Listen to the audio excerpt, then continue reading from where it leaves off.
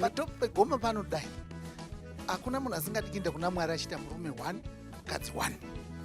Asi chinozonetsa ndezvekuti kana tienda kustatistics varume vashoma ava vasina varume vasingamechani kuti 1 by 1 vanoiswa kupi neshoko raMwari.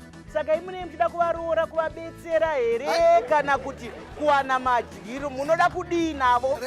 Munovadi kana mavaroora muri kungonovatarisa here munodei? Hatina kuti tinovaroora. Pane zvimwe zvinhu zvatisingagoni kuzvigadzirisa zvakaita saizvo zvokuti women are overpopulated than men.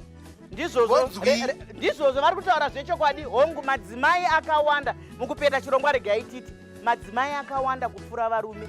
Asi vanhu havana kuroorerwa kungoroorana nekuroorana.